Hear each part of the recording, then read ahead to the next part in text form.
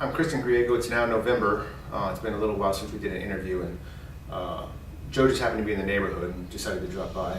It's Joseph Alessi. I don't know if anybody knows who this guy is, but you were just in Detroit?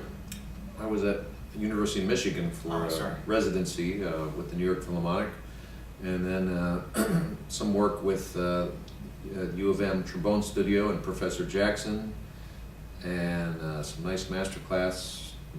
One master class I did, and also a concert with the U of M trombone studio, trombone choir, and then also we recorded William Bolcom's trombone concerto, the band version. And the final thing we did was last night we did a concert with the Bolcom with the the band in Hill Auditorium. So a busy week. Yeah, and it was a quick airplane trip over, so we took advantage of it to do some development work both on mouthpiece and instrument design. And I think we're making some headway in a few promising areas, which is kind of fun. Absolutely. We've been working together, you realize now, for 20 years. Wow. That's so incredible. Yeah, we're on our 20th year, and he's put up with me for this long. So thank you, appreciate that. We put up with each other. And along the way, we've done a lot of different things. From the T350, you used to play with the 321 CF, tenor bass rook nickel. Can you talk about how you've evolved from the Thayer now to the Alessi model, and what your thoughts are on sound and concept and how that's working in the orchestra? Everybody's looking for a certain amount of highs and lows in their sounds. I think the T350 certainly had the lows, and I wanted to have more highs in the sound and sit on top of the section a little bit more comfortably. I think what happened, it just added more clarity for me and a little bit more colors in the sound. The T350 has nice colors, of course, but things change, and you're playing, and you want to update yourself, and I thought that was a good choice for for what I wanted to hear in the section and in the orchestra. So you do a lot of solo master classes, you do solo performances in front of the orchestras, you have some band performances coming up at Midwest. How do you tailor your equipment for all of these varying jobs? Well, yeah, I think the mouthpiece selection is important. I have a couple mouthpieces that I play, the 1B and the 1C, so that offers me some different tools. But of course the instrument, the T396A, is it T393? Yep. Okay. Yep. The T396A, when I went to that instrument, I think, like I said, lows and highs, this is a nice mixture of lows and highs, and I don't feel like I have to change much because it's a versatile instrument. It goes from playing with concert bands to playing in an orchestra. It feels like it does the job, and even if I play with the brass ensemble, so I'm pretty happy. It blends with just about everything. So within our mouthpiece line, for those of you that don't know, we have a few different series of cup diameters: the 7, the 5, the 4, the 3, and the 1. Those are all varying cup diameters. The idea is you find the right cup diameter for your face, and then you find the right depth. We have different cups that are A through F, A being the most shallow, F being the most deep. With all your students, you get to hear students from all around the world. What's your mouthpiece advice that you would give people? Everybody's different. The rim size is we're fitting a piece of metal to your body. So we're fitting like we fit our shoe to a foot. So everybody's foot is different, and you have to be very comfortable. And the rim, if you change the rim diameter just slightly, it feels like it's a mile. So you have to dial in, that exact size, and that's why we have so many size diameters to choose from, and the numbering system is great because it's simple. You know, you have one is the largest, just like Bach was. Yep. Okay, and then we go up in numbers. The rims get smaller, and then cup size A, B, C, D, and so forth. These are progressively deeper, so you really can zero in on what you want to try. And again, it's just that's what makes the world go round, is people like different things. So I'm not expecting people to like, or should they play, the size rim that I play. This is specific to me. So that's, you know, I think people tend to look at a size rim or what I play and they say, oh, I have to play that. No, you don't. You have other choices. You have many choices here. Yeah, the smallest cup diameter we have is essentially like a Bach 5, 1.004 in the 7 series. But then you have the varying depths, and you can dial it in from there. We actually are looking at doing the 6 series in the next month. I'm hoping to have it tested by you on my next trip to New York, and then have it out for Midwest for everyone to test and see what you think. So the 6 series we're looking to do between the 5 series and the 7 series, which is pretty exciting, because then we'll be able to go essentially every 10,000ths, and there won't be any gaps in the line. I'm pretty excited about that. That's really the only, I always look for gaps in the marketplace that people might want something, and that's the only actually little small void I've seen there, and so we're going to be filling that gap, and that's going to be exciting for 2018. Now, your family has a great history in brass, with your father being a trumpet player. And he was not just a trumpet player, but he also had a lot of business savvy, which I think you picked up along the way. Maybe. And some of that, I just found out that actually today, from reading my questions that Kelly provided me, thank you by the way, I appreciate that, that you used to test the Joral mutes. Joral mutes. What did I say? You said Joral. Did I say Joral mutes, yes. It's okay. Yeah, my father wanted to, he was always experimenting with mutes from his early days at the Metropolitan Opera, mainly because there were no mutes back then in the early 50s that played in the low register for trumpet. And it was because of the Shostakovich piano concerto, the famous trumpet solo that goes down to the concert E, that he started experimenting, because when that solo came around, that was the lowest, I think, was one of the lowest notes written with a mute. And none of the mutes back then could play down that low. So Mr. Vacchiano and my father got together and experimented with mutes. Anyway, to make a long story short, they came up with the Alessi Vacchiano mute. And it was so popular that it sold so much they couldn't keep up with the demand, so they ended up selling the rights to LeBlanc. So years later, my father had a renewed interest in developing something new, and then he started the Joral line, and so yeah, he was always coming home with a new trombone mute, and I would, he'd say, Joey, he called me Joey, he said, please try this. And so I would try the mutes out and offer advice, and so he came up with I think a very nice straight mute, a nice cup mute, and a nice bucket mute, and also a Harman style mute that was rounded on the bottom, and that was his mute called the bubble mute. That's cool. You know, I think maybe we should look into that sometime. Yeah.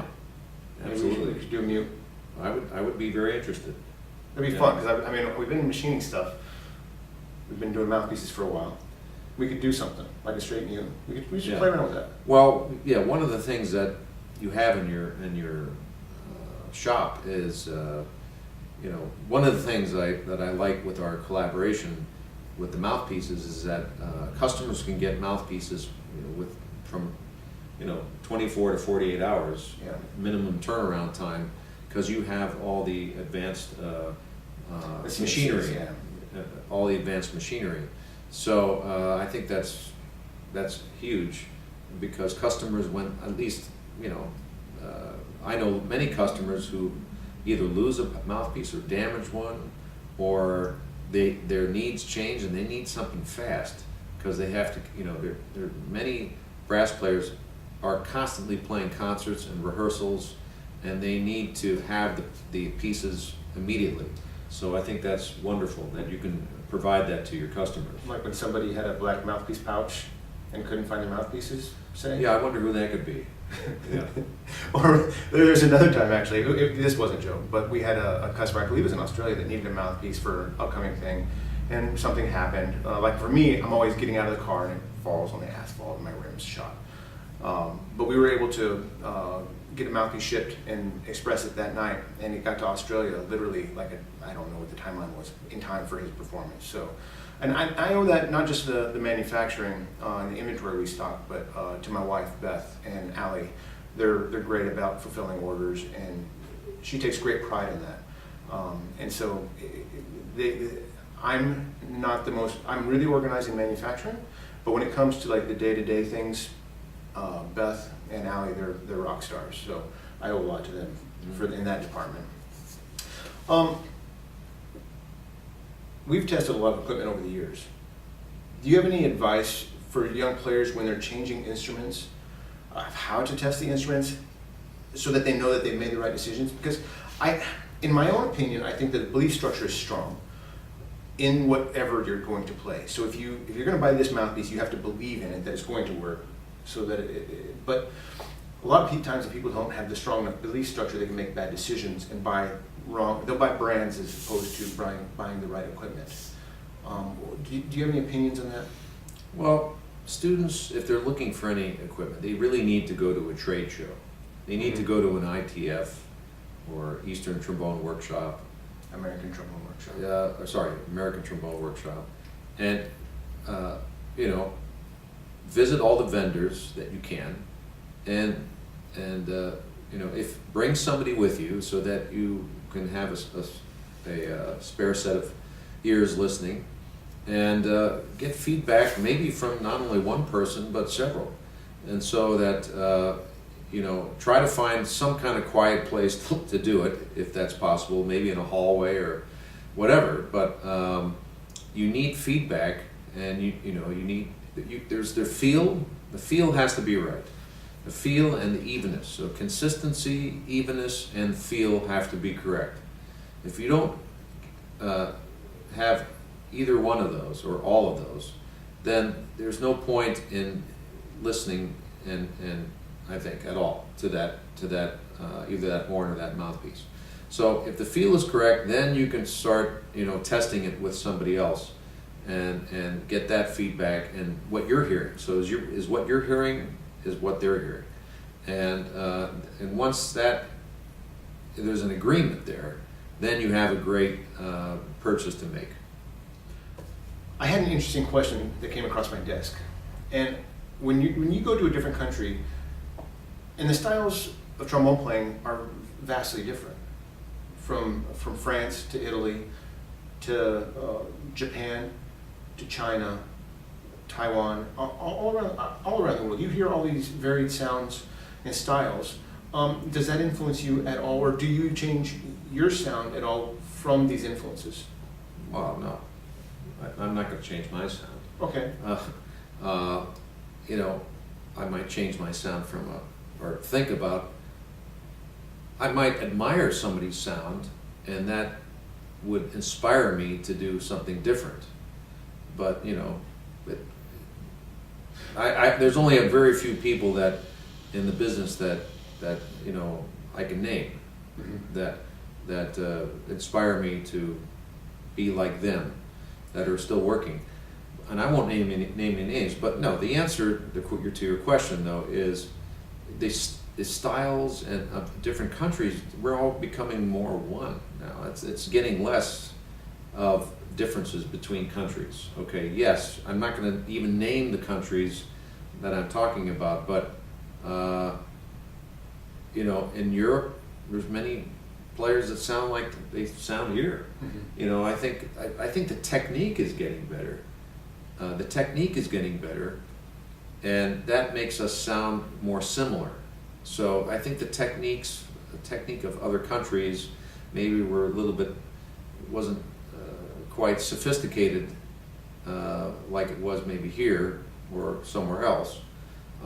So anyway, I think that's all part of the sound. Part of the sound is not only the actual sound, but it's your style of articulation. It's how you move the slide. Is your air constant between notes? So this is all part of your sound. So anyway, I think yes, there are countries that, I'm not going to name any names, but they have a very different sound concept, and that has a lot to do with the speed of the air and also where they blow the note. Okay, so meaning that where is their pitch center? Some countries the pitch center is higher, some are lower. And usually if the pitch is higher, there's a faster airstream. It produces a more brittle or brighter sound. Mm-hmm. So, and what I consider to be forced, okay, or forced kind of sound is normal for some country, you know. So, you know, and they may say the opposite.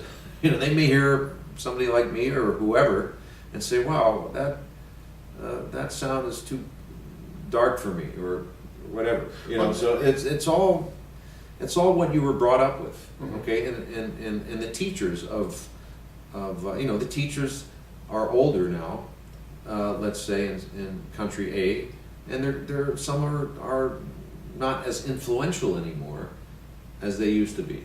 So, and with the available of internet, and you can listen to any player at any given moment, there's influences from that, and people are really coming more together in their sound.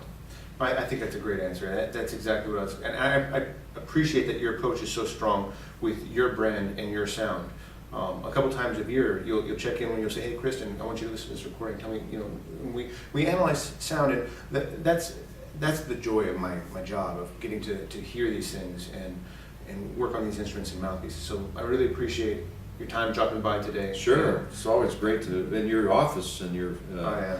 here is really nice, and your new building, and I think your business is really going to take off here. When we started, even with the mouthpieces, I first got a CNC that I didn't know how to turn on.